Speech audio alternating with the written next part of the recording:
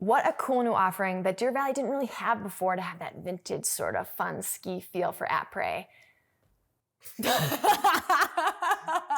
I don't know how to ask the question. No, that was so good. I just like the shoulder movement got me and I got speechless. It's because we made deep eye contact. Our blue eyes were locked. And he's like, I don't know. I tractor beamed him.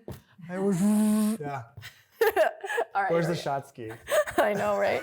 Okay, we're gonna get it. We're gonna get it. We're gonna get it. Got this. Welcome to OverHerd at Deer Valley. I'm your host, Kaylin Richardson. I'm a two-time Olympian pro skier, and I have called Deer Valley my home for the past 10 years. Here, I'm gonna talk with different leaders, heroes, and characters about what they believe makes the Deer Valley difference.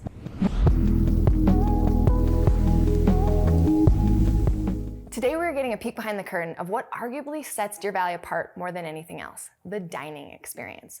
Joining us is Deer Valley's Vice President of Food and Beverage, Jacob Musyt, to help us understand how Deer Valley creates culinary classics without complacency and reimagines what it means and tastes like to eat slopeside. Jacob, I don't want to be presumptuous, but I have to imagine that you're a foodie. When and where did that passion begin, and how did it ultimately land you here in Deer Valley? I am a foodie. You have to be a foodie if you're going to live food and beverage.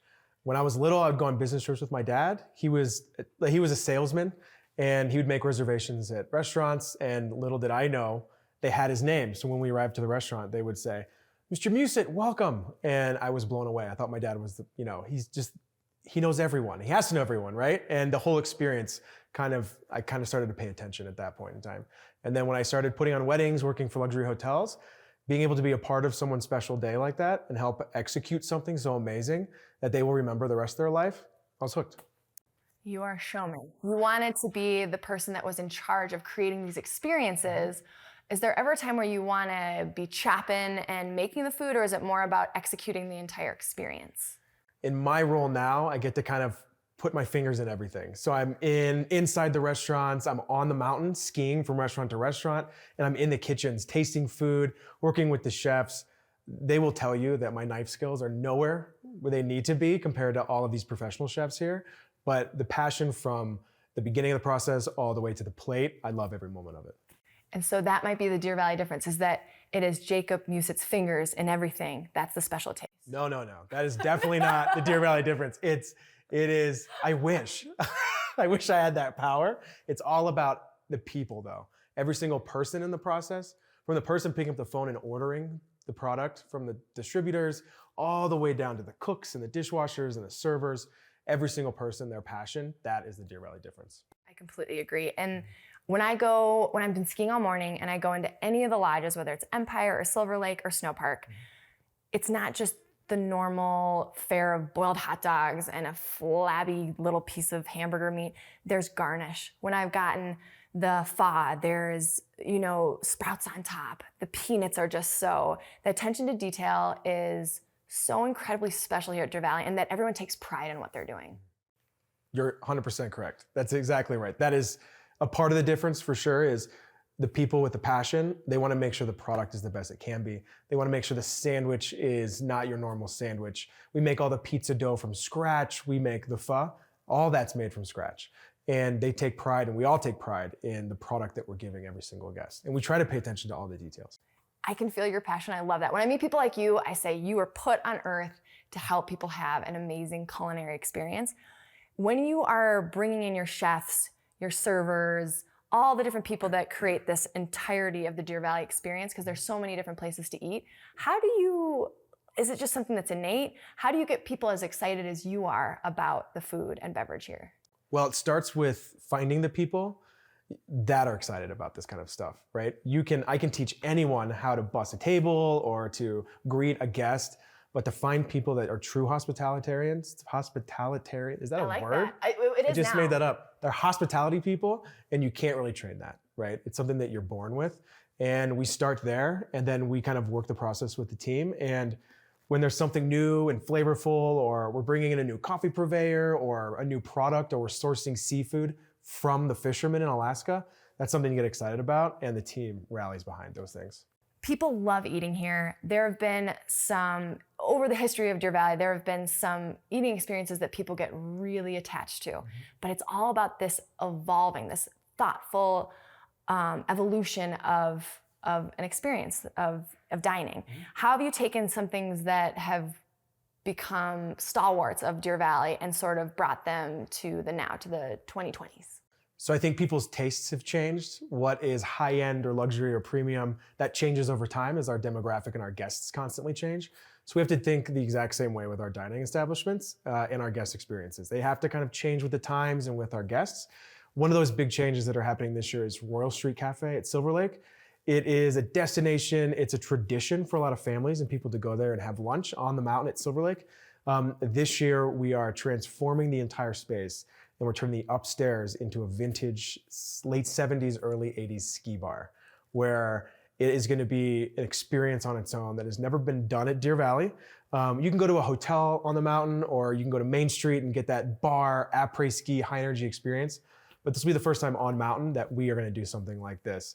And it is definitely going to be a place to hang out, have a locally made beer, killer food, and enjoy time with friends and family. On that 70s vintage feel, that was a very special time in like skiing culture, right? Where I feel like I'm gonna have to dig through my costume bin and maybe find some bell bottoms or some different colors to wear up there. Like a Bogner onesie. Ooh, a little fire and ice. There you go, yeah. I think that could be pretty great. What a cool new offering that Deer Valley didn't really have before for that vintage après ski feel on the top of Royal Street. Right, so upstairs will be the bar and downstairs is still that family-friendly lunch spot. You can take the whole family to, get a salad, an appetizer, a glass of wine. Oh, I'm so glad to hear that because that is one of the places I take guests a lot and I was a little worried it was gonna go away. So I'm very happy to hear it's still there. And what's so cool about Deer Valley is just steps away is a totally different dining experience at Mariposa. Can you speak to that kind of what you're trying to sort of exude there? Sure, so Mariposa is a little bit going back to the past as well. Over the past couple of years, because of COVID and the impacts it had on our side of the industry, we did a tasting menu to limit the amount of offerings and the employees working. But this year we're bringing back the full a la carte menu. It's a dynamite steakhouse concept. So you can get seafood towers, unbelievable chops, salad, a killer glass of wine. Josh Hockman, our director of beverage, has really focused on curating a once-in-a-lifetime offering in that restaurant for the beverage program. So a little surf and turf with a pairing of perfect vino. Absolutely, and a big ganache chocolate cake to finish it off.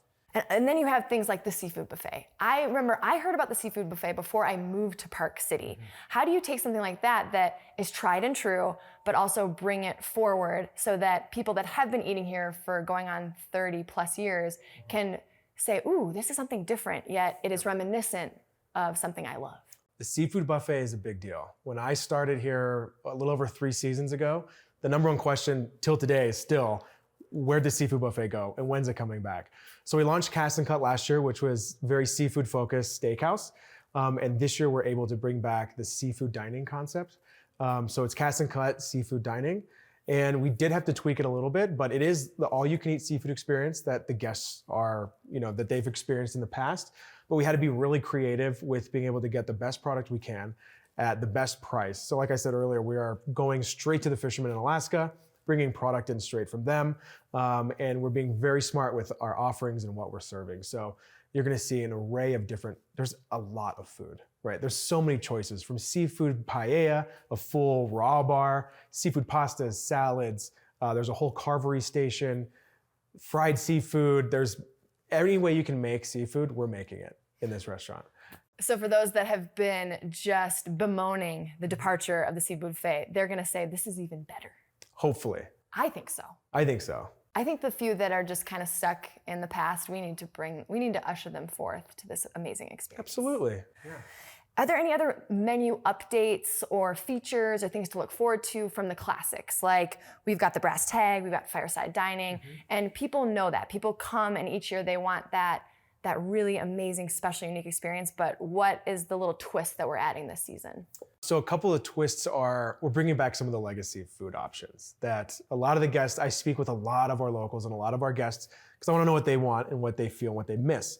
So one of the big things is the turkey burger, and it was very easy for us to make this in-house, so we're bringing the turkey burger back. It sounds so simple, but it's people love to dine and eat the turkey burger. That's coming back. And since COVID, the salad bars, they're natural buffets, those went away. And we've slowly kind of brought those back. But this year, the salad bars, self-service, are going to be full on like they have been in the previous years at Deer Valley. So that's a big change that people, I think, are going to be very, very happy with. That's awesome. And it's also about the entire experience. It's not just the food, it's not just what you're drinking, it's also about the ambiance and what you're feeling. And that's different because I think that most ski areas, they don't even give a second thought to that. But Deer Valley is different. What's going on at Silver Lake Lodge to kind of enhance this experience for our guests? All of our facilities, so part of Expanded Excellence, it's the growing of Deer Valley. Part of that is revitalizing our current facilities. And Silver Lake is really taking the leap first with this process. We're renovating almost the entire inside of Silver Lake. So it's brand new custom loomed carpet throughout all 18,000 square feet. We have painters in there today touching up and painting all the trim. We're whitewashing some of the walls. We're looking at the lighting that's in the space. We're revamping the Daily Lift, which is our breakfast coffee shop, and it turns into a kind of a beer bar in the afternoon. That's gonna have a new look and feel. We're working with artists in California to do some custom artwork for us that are going to be displayed in the space. So when you walk into the lodge, it'll definitely feel like Silver Lake. The parkitecture is definitely represented the way it always has been, but it's going to be fresh and clean, and it'll feel a little bit more updated. A little brighter, because especially that middle room, I loved it. It was cozy, but it was so dark that I think that we're just updating and bringing some of that beautiful Utah sunlight in. Absolutely, that's exactly right. And then I do want to touch upon those artists in California, because like you said, you have your hand in all these different things. When you commission a piece of art that every one of your guests is going to see, like what do you give them carte blanche, or do you tell them what you want? We kind of had a direction. So Todd Bennett, the president, he and I had several discussions, and the lodges were really designed after the national parks, the parkitecture theme, right? And I can't remember the time period, but the government issued a lot of money to a lot of artists to do national park posters to kind of drive visitation and get guests outside and in the outdoors. So we took that theme, the national park style poster. We reached out to a few artists in California, and we want Deer Valley posters created, art pieces in this same style. So we've been working over the past couple months with this artist. They're almost finished, and they're gonna be on display through the lodges and also available retail. That is so cool. I love those like those posters that are a little bit graphic, but they show like the beautiful landscapes, but in that artistic flair. I think I know exactly what you're talking about. Exactly that's gonna be so cool. Yeah, they're really neat. Oh, that's rad. And that people can actually buy them when they see them in the lodge. They say, oh, I want to have this in my home to remind me of one of my favorite places on the planet, Deer Valley. Right. Everyone that has vacation homes here or stays at lodges around Deer Valley or in Park City, you see art pieces that are related to ski, or these are directly related to Deer Valley. The big locations in Deer Valley, like Silver Lake or the head frame at Empire or the Daily Chutes, you can have these pieces of art in your home at Deer Valley, and it just ties everything together. It really does. And I think that just having the ability to take that home with you will be such a cool offering. Another thing that is really different about Deer Valley is we have so many different things. We've got snowshoeing, we've got skiing, we've got these amazing dining experiences, we've got horse-drawn sleds, all different kinds of things. There's also, I just heard about this, the Creative Academy classes at the Deer Valley Cafe. Tell me, if someone signs up for that, what should they expect? It is a hands-on experience where you're learning how to do some of the things that made Deer Valley great.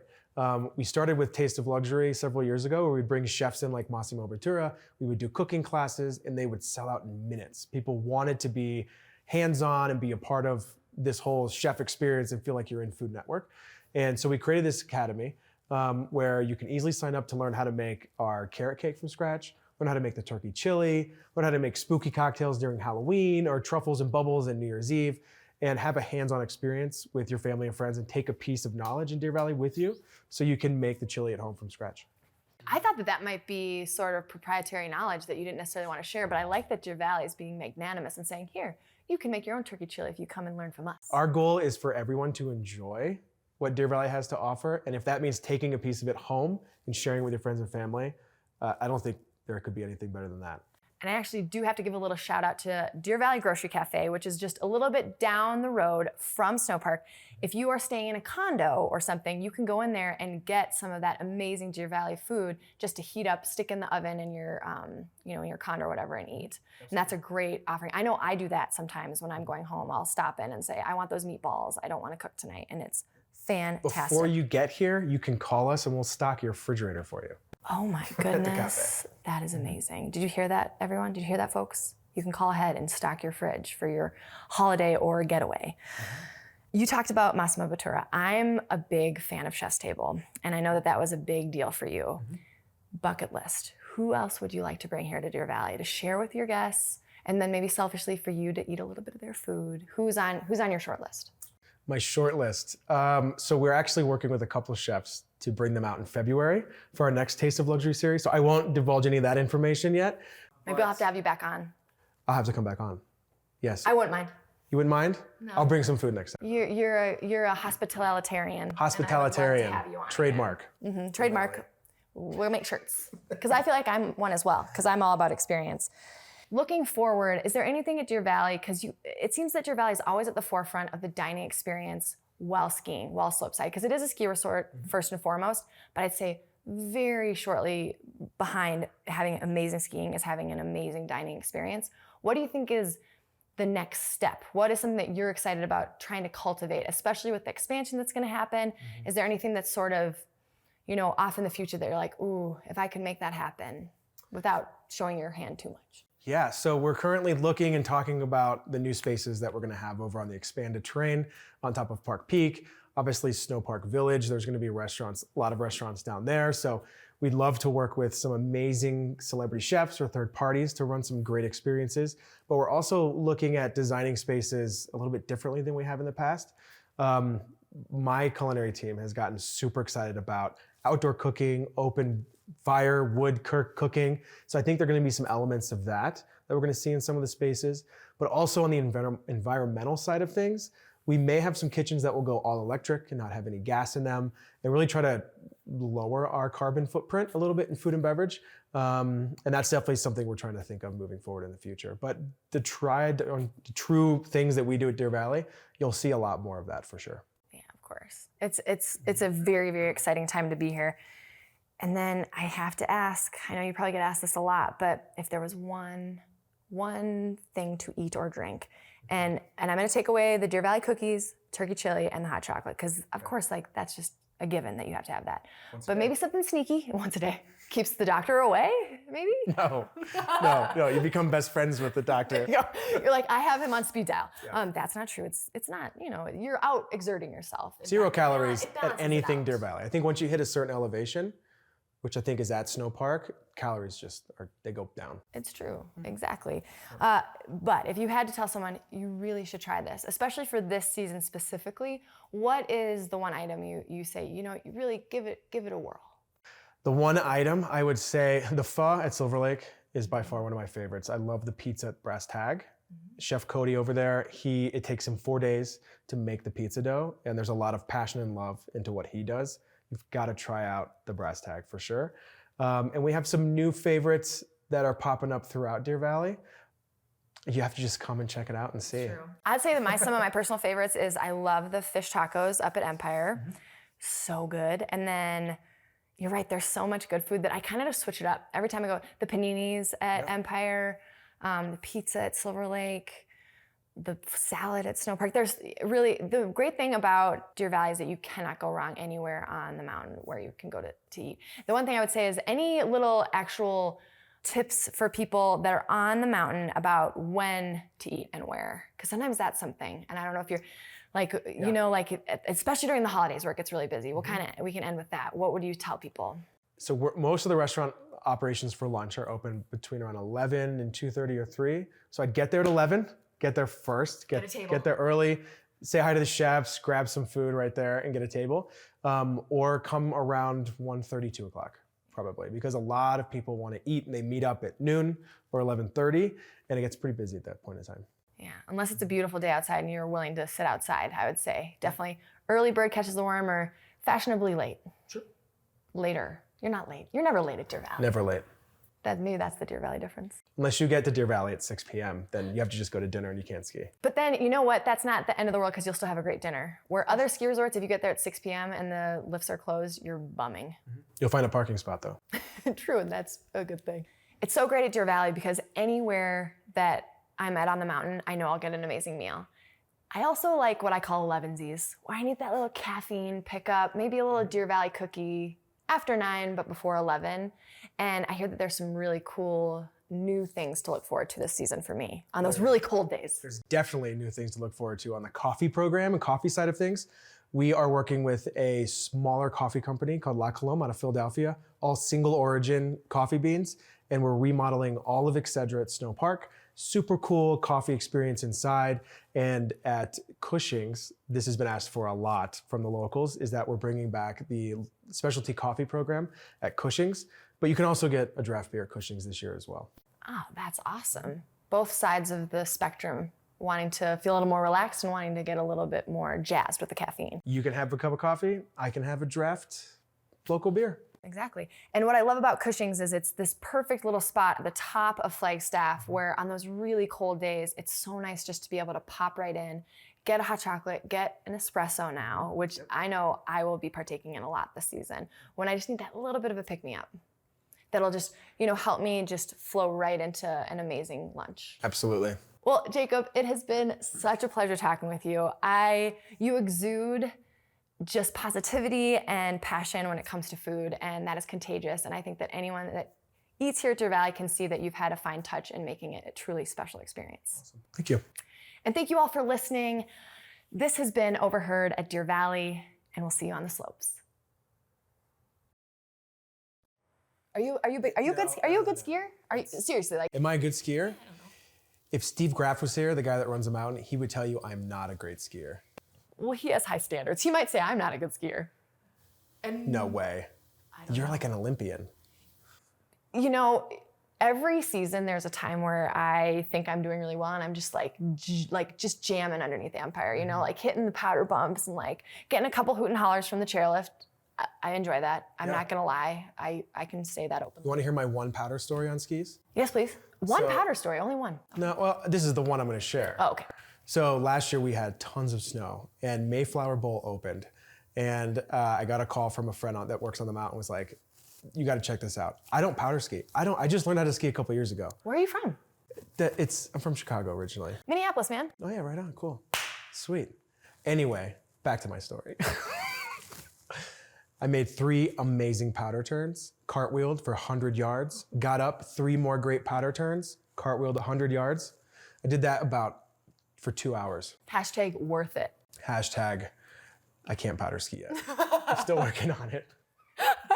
We have to go out. There's a couple of tweaks that will make your powder skiing far more enjoyable. Yeah. But I'm glad that you did it. I'm glad that you stuck with it. Because it was like, this is the time to figure this out. Totally. Right? And you know what? This season as well, yeah. There's gonna be a powder day and I would thoroughly enjoy taking you out. Let's go. Deal. Out by lunch. Fair.